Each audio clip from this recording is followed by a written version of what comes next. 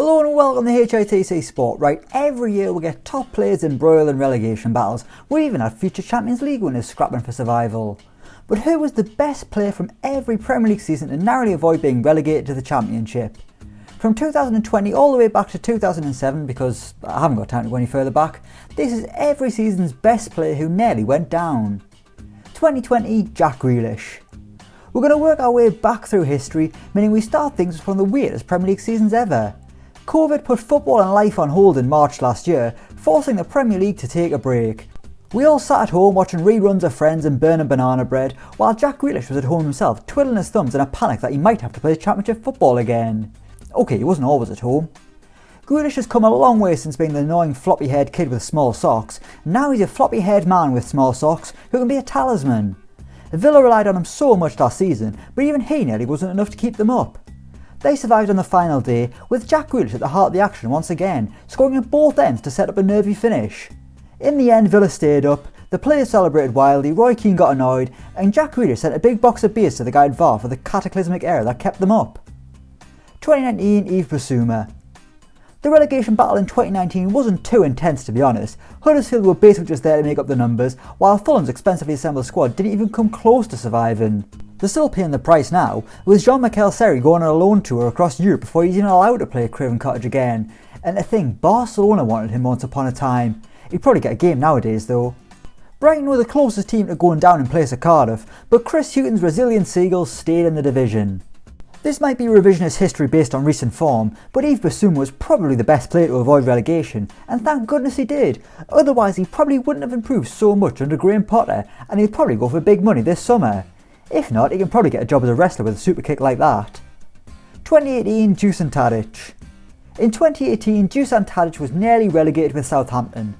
12 months later, when he'd banged in 28 goals in the Eredivisie, helped knock out Real Madrid at the Bernabeu with a stunning man of the match display, been a Lucas Moura goal away from reaching the Champions League final, and got nominated for the Ballon d'Or. Meanwhile, Southampton replaced him with Mo Elyounoussi and nearly went down again. It's almost as if selling Tadic was a massive mistake by the Saints. 2017, Gylfi Sigurdsson. Speaking of talented attacking midfielders who nearly dropped into the Championship, that brings us to former Swansea talisman Gylfi Sigurdsson.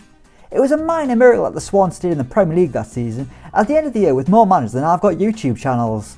First it was Francesco Guidolin, the intense Italian who kept them up the year before, then it was Bob Bradley, the soccer star sensation who was going to take Swansea City stateside. I mean, for Christ's sake, they'd have been better off getting Eric Dornhill from goal. In the end, Carlo Ancelotti's best mate Paul Clement kept them up, thanks to a wondrous final 5 games. That kept Swansea in the Premier League yet again, and ensured Sigurdsson didn't need to hurtle down the Football League. The bloke's still probably not over his loan spell at Crewe. 2016, Jermaine Defoe. 2016 was another year in which Sunderland narrowly avoided the pits of despair, only for it to gobble them up a year later and spit them all the way down to League One.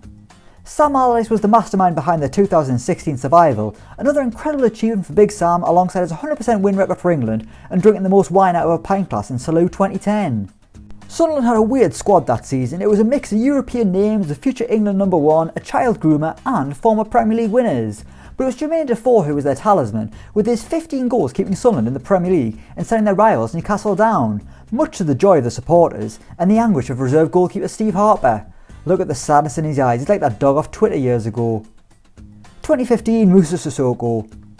2015 saw the final relegation place come down to the final day. It was Steve Bruce's Hull City against John Carver's Newcastle United, two titans of management fighting for the grandest prize in football.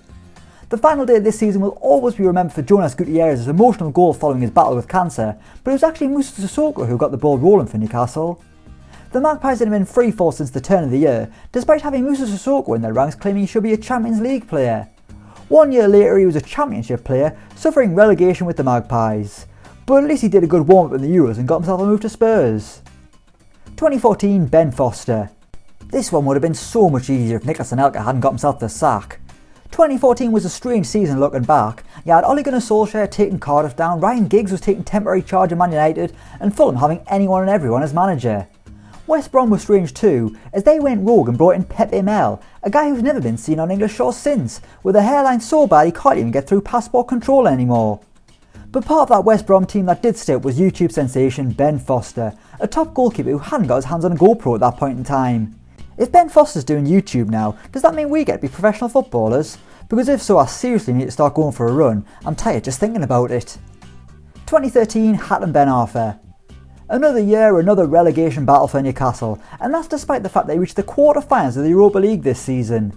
Just imagine if they'd gone all the way, but gone down. They'd have gone down in history, a championship club that ended up playing in the Champions League. It would have been the new camp on Wednesday, then the New York Stadium on Saturday. But a win over QPR in the penultimate game kept Newcastle up, with the incredibly gifted but also frustrating Hatton Ben Arfa netting a penalty. Ben Arfa was outrageous at times, yet never got anywhere near to the top of the game. The things he could do with the ball at his feet were outrageous. If he was in the championship, he probably could have won the title on his own, provided he didn't get distracted by all the burger vans. 2012 Gibraltar. 2012 is probably the most famous season in Premier League history. It ended with the incredible Aguero goal that handed Man City the title in the dying seconds. It made Man United fans weirdly hate Sunderland and ensured that Martin Tyler had a job for life at Sky. But the final day wasn't just about Man City, as it also saw Mark Hughes' QPR side avoid relegation in the Championship. That team featured some strange names, and it was a massive squad of players who quite frankly seemed to be past it. Kieran Dyer, Sean Wright-Phillips, they basically had an England squad from 2006. But the biggest name for me was Gibraltar, who scored 6 goals in 8 games to keep the R's up and ensure he didn't get a relegation on his CV. Not that you could keep up with his CV, he's been a footballer, a DJ, a clothes designer, an actor, a dancer. The man's had so many jobs and clubs he probably doesn't even remember Joey Barton trying to fight an entire team that day. 2011 Michel Salgado.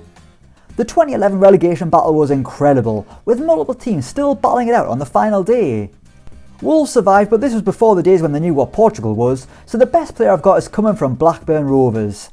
The Vengeance club stayed up despite having Steve Keane in charge, a man so inept that he's been ran so far out of Lancashire that he's gone all the way to Australia. Rovers had some interesting players. There was Nikola Kalinic before he was good, a babyface Phil Jones, which isn't a pretty thought, and a Real Madrid legend Michel Salgado. Imagine being a Champions League winner, a Madrid icon, and suddenly being told what to do by some bald Glaswegian that could barely manage the club's Twitter account. 2010 Scott Parker. The relegation battle wasn't too close in 2010, but West Ham were the side closest to going down who didn't. Like many of these teams, it was a strange squad at Upton Park, and considering one of them was at Real Madrid the season before, you'd think Julian Faubert was their best player. But I'm going with Scott Parker, who was the talisman at Upton Park back in the day, even if he couldn't keep them up a year later. Nowadays he'll be hoping he can lean on that experience as he aims to keep Fulham up. Otherwise he'll be a championship manager once again, best known for just sounding like Mike Skinner from the streets but less cool, a bit more middle management. The girls in the office kind of think he's a bit creepy. 2009 Giovanni. Just like in 2015 it was Newcastle and Hull competing for survival, and Sunderland too. It was Hull who stayed up, leading it with sing-song by Phil Brown in front of a packed out crowd. Last time I saw him I was trying to bump past him in the local pub but was blinded by the sight of his fake tan. Hull's star man that season was Giovanni, who at the start of the campaign looked like he was sending the Tigers into Europe. Obviously that didn't happen, but our good man Alfie's probably still got posters of the Brazilian on his wall, alongside his ode to Greenland football and a copy of his book that he keeps talking about. 2008 Gary Cahill. While 2008 was better known for Fulham's great escape, Bolton were another side that narrowly avoided relegation. They were suffering a serious hangover from Sam Allardyce's departure, whilst also juggling the task of being in the UEFA Cup. So in a season in which they drew with Bayern Munich, beat Atletico Madrid over 2 legs, the Trotters struggled against the Premier League's worst ever side, Derby County. And this was a good Bolton team that included the glory days of Nicolas Anelka, who sadly left in January. But they did sign Gary Cahill from Villa, who came very close to dropping in at the Championship for the first time in his career. 13 years on, and the only time he's ever been in the second tier is on loan. What a career that man's had, and he's still going.